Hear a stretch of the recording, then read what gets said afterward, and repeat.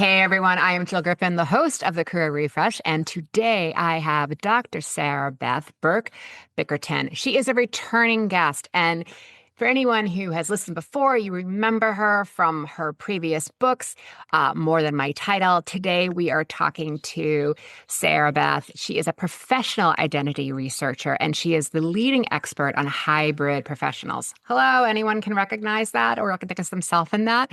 She is a TEDx speaker, and as I said, she is the author of the very fabulous More Than My Title, and she has a forthcoming book, Seen, Known, and Valued, which is where she directs mid-career professionals to articulate who they are beyond job titles, especially in this complex, multidimensional careers that they are in. And they often feel misunderstood in the workforce. Her work challenges outdated narratives about career fit. We've all heard that before, and offers research-backed methodology for being seen, known, and valued for who you are, not just what you do. She is based in Boulder, Colorado, and she can be found hiking, biking, skiing with her husband and sons. And I am here to welcome her. So welcome, Sarabeth. It's really good to have you back. It is a pleasure to be back. Thank you for having me. So take us through a little bit of the evolution. If any of our listeners or viewers did not listen to the first episode or haven't had a chance to read your first book, take us a little bit through the highlights of the first book, and then that will help us get into where we're taking the conversation into how to be seen, known, and valued as a multidimensional professional. Absolutely. I love that. I would say that More Than My Title really came out of a professional identity crisis I was having over a decade ago. I was back in grad school trying to redefine my career path. I didn't want to be an art teacher anymore. I thought I was going into education to transform K-12 curriculum. But instead, I found myself wondering, who am I? I'm so many different identities. I don't know how to make sense of myself. I have training as an artist. Now I'm becoming a researcher. I also love design. I'm also an educator. Like I'm too many things. And so that what do you do question was plaguing me. And lo and behold, while I was in grad school, I started learning about intersectionality. And I thought, well, who am I at the intersection of my multiple professional identities? And I drew a Venn diagram. And I never thought about the overlapping spaces between the different identities I wear.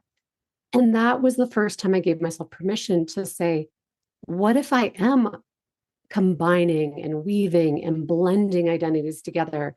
That's why I can't express. There's no name for what this is. Right. And that was my breakthrough idea that I'm actually a hybrid of all of these professional identities.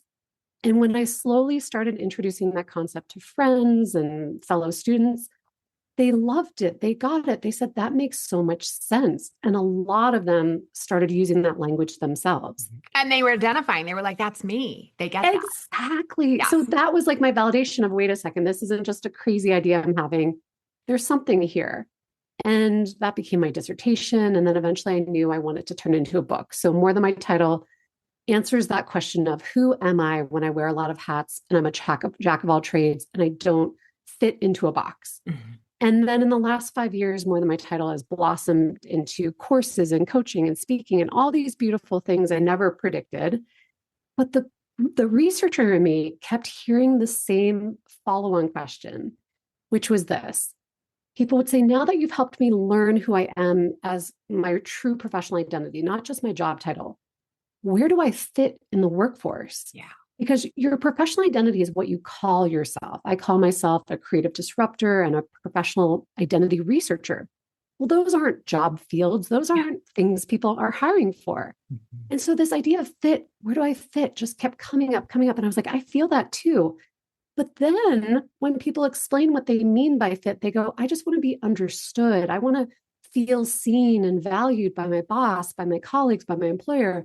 And so the ideas of seen, known, and valued actually contrast. They're opposite of fitting in because being seen, known, and valued is about belonging and being accepted for who you are. So that's what's led me on this journey. It's been a natural evolution of studying the phenomenon, the lived experience of what people are dealing with, but we don't pay attention to the language we're using.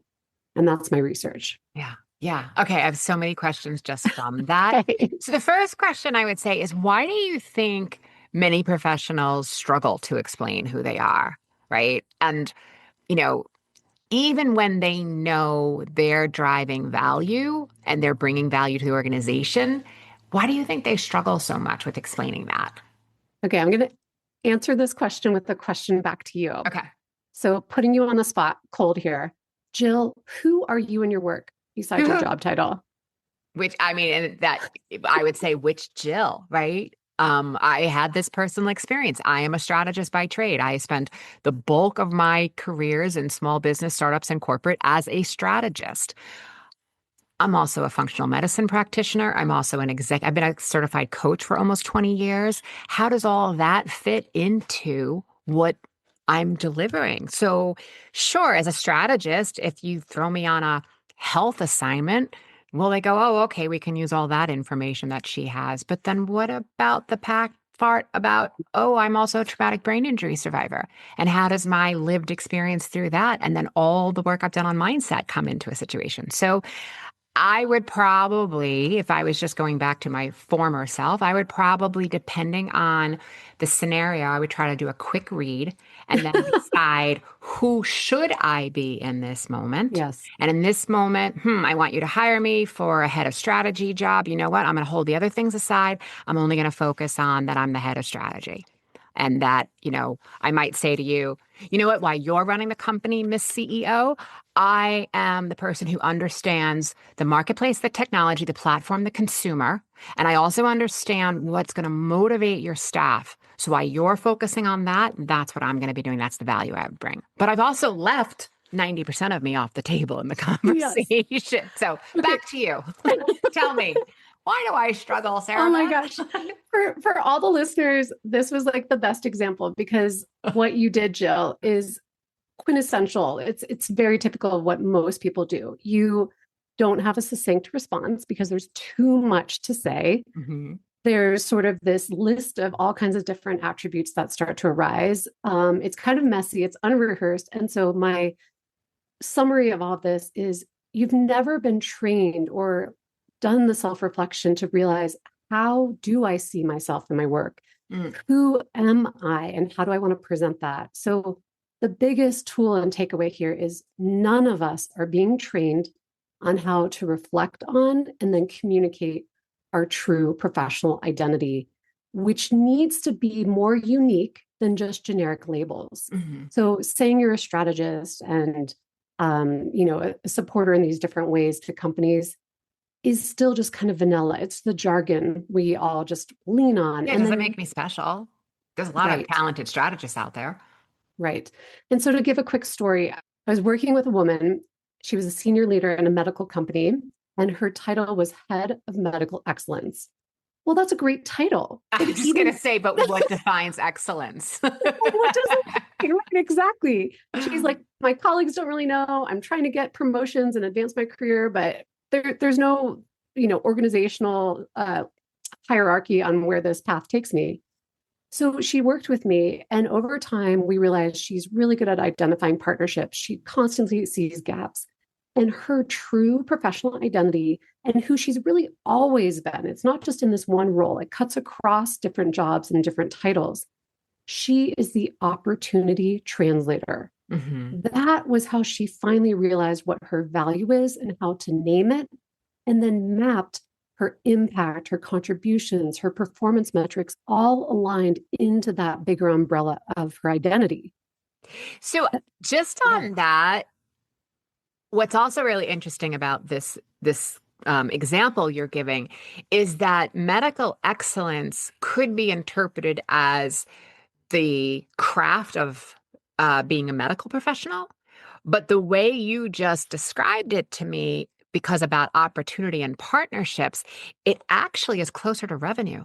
It's actually closer to making sure, and that's the way I'm interpreting it, right? It's actually closer to making sure that we're making sure that the medical excellence in the nooks and crannies are in all these areas that are delivering within partnerships and opportunities. Am I reading that correctly? For her situation, actually, yeah, she was definitely more on the business side. but she had a ton of medical training. So Hmm. she was that catalyst in between. Again, she's a hybrid. She defies one Right, silo.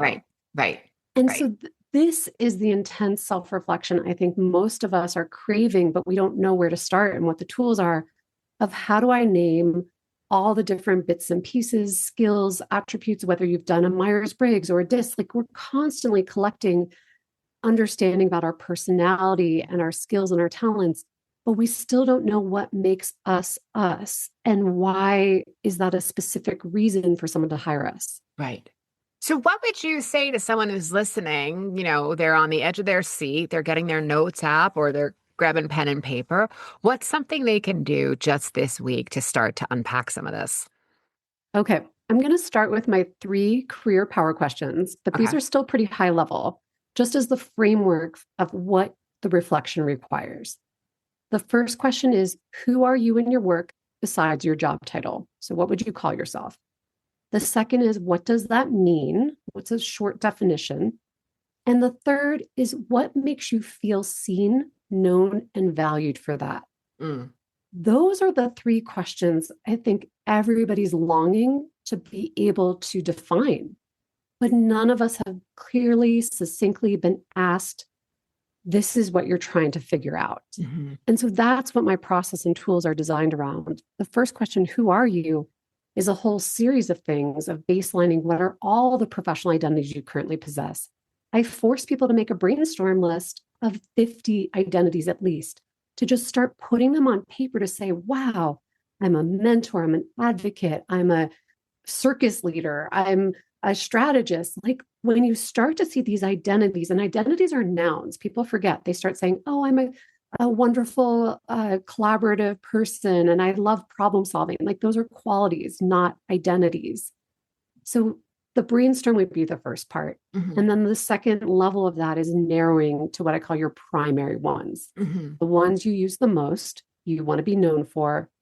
They are your greatest areas of expertise, and you'd really miss them if someone said, Jill, I'm sorry, you can't be the strategist in this role. You'd be like, what are you talking about? Right. That's like critical. Yeah. Right. Yeah. Right. And so just even that part of the process helps people get more clarity.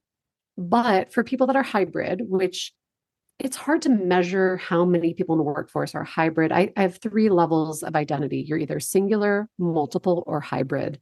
Okay. And you can be in any of those buckets. They all matter, but they all require different levels of clarity. Okay. Tell me more. Tell you more. So, my first book talked about that notion that we're stuck in a paradigm of experts and generalists. You have to be an either or. And that's where I struggled. I'm like, I'm the both and. What do I do? And as I've interviewed people, studied them, researched this, I've learned there are these three types. So, singularity is when you're like, I am truly just a medical professional or just a chemical engineer. Like, that is how I see myself. I'm one hat. Hmm. Multiplicity is where you're the jack of all trades, a polymath, a multi hyphenate. You're like, I am this and this and this and this and this.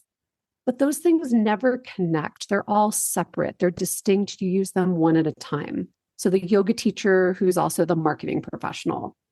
But the hybrid, which is the third type, works at the intersection. They are a Venn diagram.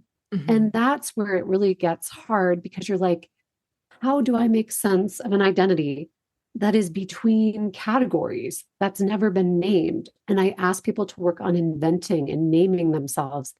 Usually we find it through stories of how you do your work and times when you're just in that flow and these identities are all showing up simultaneously. You'll notice that themes start emerging, patterns are arising, there's commonalities across the stories. And that's for me how I saw I'm a creative disruptor, or this other woman, how she's the opportunity translator. There was the consistent pattern of constantly spotting opportunities and constantly naming them and translating them. Okay. So if I was going on a job interview and um let's pretend the example you just gave, the opportunity translator.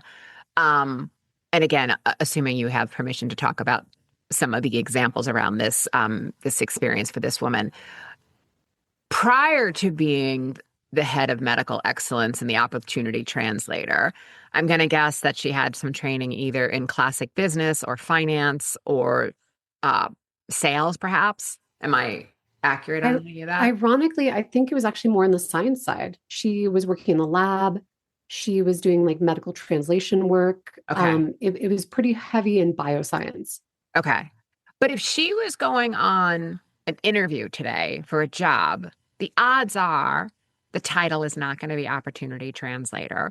It's Correct. probably also not going to be head of medical excellence. Um, it could be strategic partnerships. It could be something more on the scientific side of things.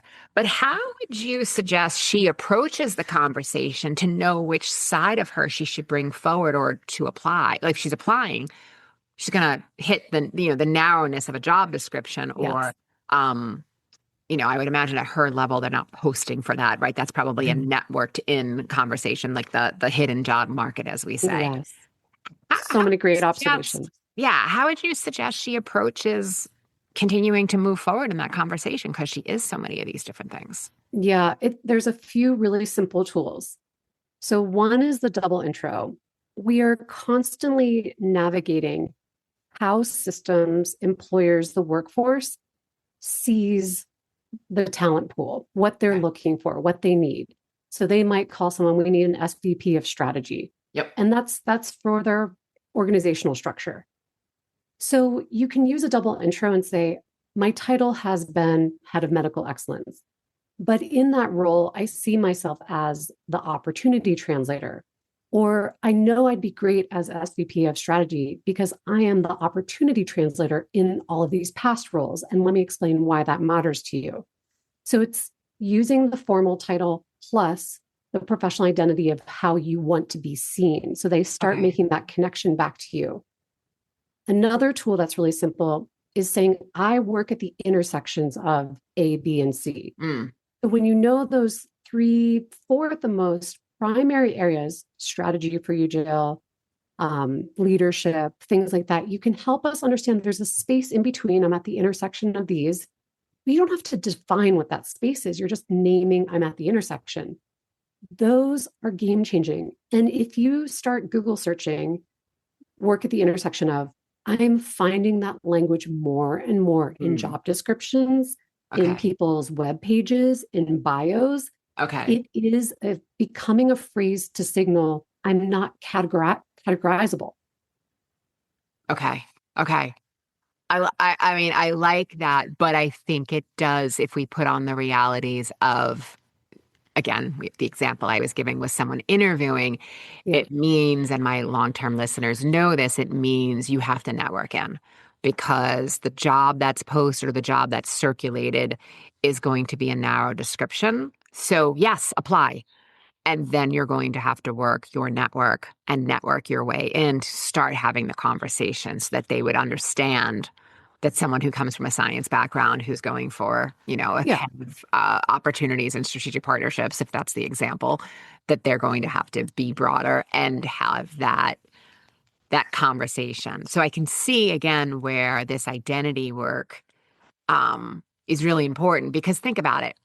The example I would give is like, let's go back to marketing. Marketing, I mean, one of the broadest titles, right? What part of marketing? Is it Yeah. consumer facing? Is it business facing? Is it enterprise, right? Is it small business, right? You have layers like that. And then, of course, within the marketing discipline. So if you were to tell me, hey, Jill, I'm looking for a senior leadership role in marketing, I can't do anything with that. I mean, I could, right? But it's not going to be really effective. I'm going to need to understand what is it about who you are in marketing so that I know to introduce you to the right person. Because if it's email marketing and that's not what the job is, well, then I need to be able to effectively explain that better. So I can see again where this identity piece comes in because it's going to help me as the person who's going to help you network be able to more effectively explain what you do. And that's what we Absolutely. need, And right? oh my gosh. And we are playing multiple games at the same time. We're playing the computer vision versus the human vision. And you mentioned this earlier, like top of funnel is you're looking at the landscape of job boards and job posting and job descriptions, and it's all very mechanical. and you have to look like what they're searching for Yeah. and keywords and all this language. So there is a mirroring side.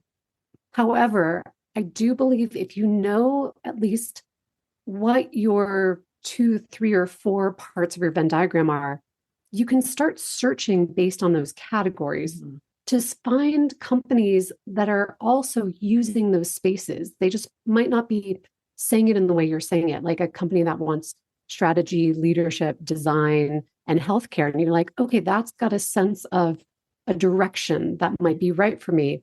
So searching based on that helps you maybe surface companies and opportunities you weren't looking for if you're just narrowly searching on titles. Mm-hmm.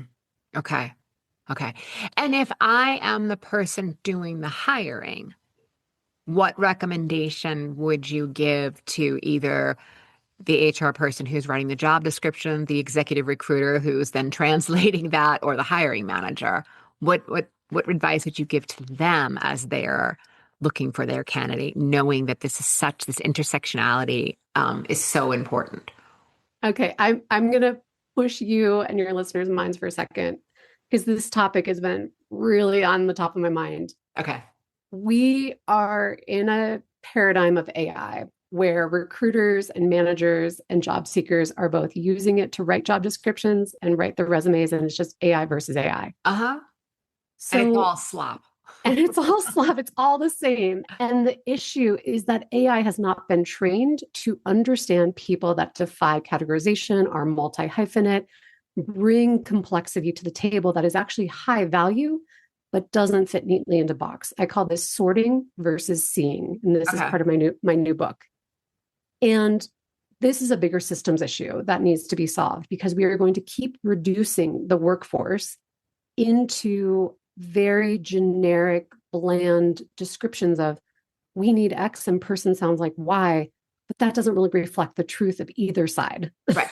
Right. And so that problem needs to get solved first and foremost because we're just trapped in it. I think that's why people are frustrated on both sides of the equation. Mm-hmm. But let's eliminate for a moment that AI was not writing the job descriptions or reading the resume. Let's pretend we're just strictly humans doing human hiring. If I'm a manager and I'm writing a job description, I want to first be really clear what kind of talent do I need? Do I need someone who's singular, multiple, or hybrid? Because those are different ways people are oriented in their work. Singular, someone just wants to stay in one lane, focus really tightly. The multiple is someone that can jump around into different pots. Mm-hmm. And the hybrid is someone who's cross-disciplinary, interdisciplinary, moving between silos, translating complexity.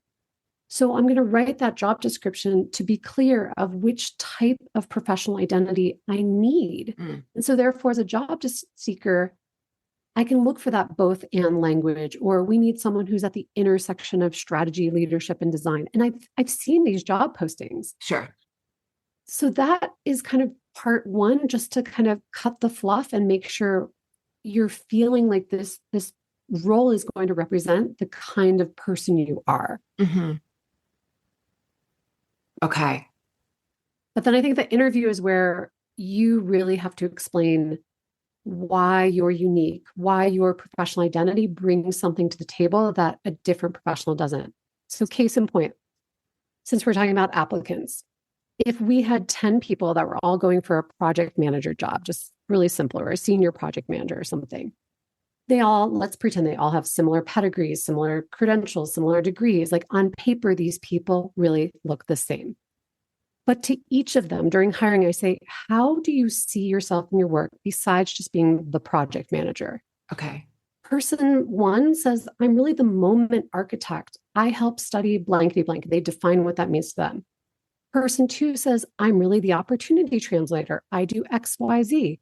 So each person demonstrates how they see themselves in their work and why that matters to this particular role. That changes the narrative. That is you making sense of your own identity and story and what you're going to do that is not easily distinguished on paper. Okay. So I guess what I'm taking away from this is that there's still the systems in which we need to work within because everybody is using, as you said, AI is speaking to AI. Mhm. But this is really going back to, I mean, it's kind of the purpose of the next book, right? How to be seen, known, and valued. It's really making sure that not only are you doing that for yourself, but in your relationship building, you also have to offer that to others. How are they seen, known, and valued? And in order to be getting jobs that are not entry level or very singular discipline opportunities, it's going to be based on relationships and relationship building. Do Relationship you? building, and I have a huge smile on my face because you just said a point that's so perfect, and it's exactly what I talk about in my book. There are three levels to this career belonging concept I'm working on. Level one is how do you see yourself and how do you want to be seen, known, and valued? But Mhm, level two is how do others see, know, and value you? So, how are mhm, they reflecting that back? That's based on your actions, based on how you talk about yourself. It's based on all of these intangible factors that we infer to understand who someone is. mhm. Because I know my boss doesn't get me when they say, "Oh, here's Sarah Beth. She's our innovation strategist." I'm like, "No, I'm really this other thing. Like she doesn't get me." Right. That's the disconnect. And the third layer is being seen, known, and valued by something greater than yourself. We often forget that we're doing something in the world that might be part of a movement or community or a higher power or some social effort. And if you're not connecting to all three of those, yourself, others, and something greater, you haven't fully fulfilled your career path. Mm. All right. I mean, you almost just want to sit with that for a minute or two and really think through what does that mean for me, especially when then we layer on pressures within the results that we need to create. Like if we're not looking for a job, but we're in a job, right? And I want to get promoted.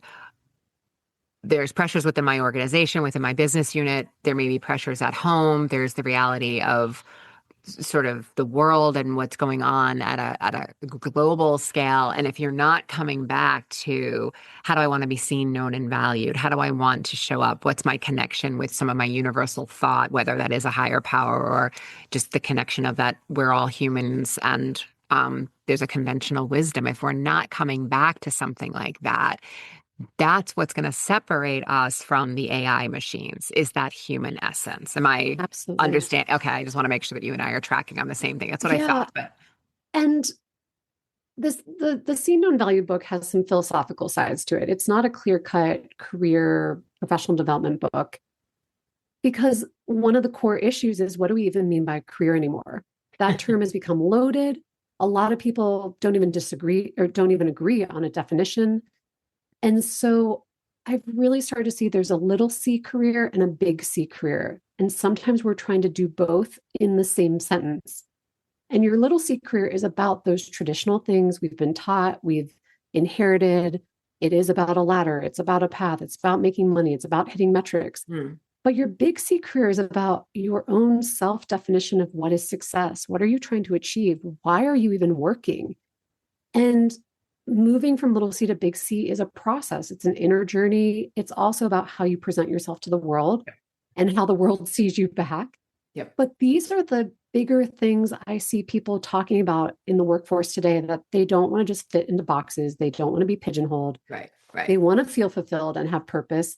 How do they have all? How do you do Yeah, this today? yeah. Yeah, and I see that I have slightly different language, but I see that as like you can have a job, a career strategy, and a purpose, and it's Mhm. not linear. And at different points, you may pop in and out of those things, but don't fool yourself and don't think that you need to not think. You have to think about those things, right? I might be in a job because if our listeners are US based, most of us are getting our health care through our employment. So I also need money to support my lifestyle and my, family, but I also need the health care that comes along with it. And sometimes we're in a job that it's good enough. Right? I don't actually want to get promoted right now. I have a young child at home. I have an aging parent. I have other interests. I'm training, for a triathlon, and I just want a job that gives me some intellectual stimulation that I can feel like I'm in contribution, but I'm also getting the financial reward and the healthcare reward. That's a job. But then Yeah. we move into a career strategy where there are other points in our career, and our title may never change. We may still be in the same quote job, but then all of a sudden, those situations have solved for themselves. And now you're like, you know what? Where do I want to be in contribution a different well? How do I want to be thinking about what is my overall well-being and how does that come into my career? And who do I want to be as a leader? And what's my identity in this situation? And then, of course, there's purpose-driven work, which maybe it can thread through all of it, or maybe that's yet another. I mean, I would argue that I'm in the part of my career where I'm in my purpose-driven work, right? Whereas other points I was in a more of a career strategy. What's the strategy of what I'm doing next and how am I thinking about that promotion? Who are the partners I'm making? What am I doing? Whereas now it's how am I of maximum service to as many people as possible so that we are making work for more people. Simple. I mean, to me, that's simple. Not easy, but simple. But I like the way that you're thinking about this as small C career, big C career, and that this idea that it's not an endpoint. It's interchangeable as you grow as an individual, as your life circumstances changes. You may be weaving in and out of these things, and it's not just about career fit. Um, Totally. yeah, It's not static. And we've got these old ideas that are not part of how today's world works. And I think we're some of the first generations hitting these friction points. The mhm. industrial age is over. Knowledge work is changing. Nobody knows what's next exactly, but we know the current systems aren't serving us. Yeah, exactly. Exactly. All right. My final question for you. If I am a leader within an organization, how can I, and I know the book is coming out shortly, but how can I apply this seen, known, and valued into some of our overall corporate philosophy, right? Again, it is a US based conversation, but we've had a lot of conversations about um, we've had a lot of conversations about career. We've had a lot of conversations about diversity, equity, inclusion, and belonging. A lot of organizations are understanding that shifting into an inclusion and belonging is some of the language that, fits better for them, who they are culturally. So if I'm within those environments, how am I taking something like seen, known, and valued and pushing it through some of those internal initiatives? Oh, great final question. My hallmark tool in the book is the career belonging matrix. Mm, It's a 3 by 3 grid. The rows are seen, known, valued, and the columns are by self, by others, and by something greater than yourself. mm, And one little side note here, career belonging is bigger than workplace belonging or team belonging or organizational belonging because we need to know who we are regardless. Like if you're no longer with that company or team, you still have a career, you still have a professional identity. And a lot of people go through a grieving process when they're laid off or move on. yeah. But I think in the workplace, we can use this 3 by 3 grid to have great conversations, to take a moment to say, hey, Jill, if you were to fill out this 3 by 3 grid, how you see yourself, how you want others to see you, how you feel seen by something greater, what would you put in each box? And then share that either in learning and development conversations and professional development plans. It could even be part of performance and advancement where you and your manager starts to see you the way you want to be seen because for the first time you've written it down, it's documented, it's a conversation and a dialogue instead of an assumption. Right. We think too often people should just know who we are and Yes. get us and understand us. And that's why we don't feel seen, known, and valued. So I think this 3 by 3 is really just the basic way to open conversations on how each member of your team wants to be seen, known, and valued. And if they don't know and don't have those answers, amazing. This is where you start. Right. It's an Like open. opportunity to do this work. Yes. Exactly. And when is the book coming out? In late May. Okay. So this episode will be out. When this episode is out, the book will be out. So we'll have all the information in the show notes so people can get access to Perfect. it. Sarah Beth, thank you so much for sharing this. Um, Again, I've loved your work. I've been a fan of your work. I've also used your work in my own evolution too, especially around more than my title. When I first was building, I mean, it was 10 years ago, but some of your initial concepts when I first building, I was like, who am I going to be post corporate strategy girl? And I really appreciate the work that you've continued to put out there in the world. If you have questions, you email us at hello@jillgriffincoaching.com. We will get them to Sarabeth. She will answer them. I already know she'll come back and answer them if we want to do a Q&A with her.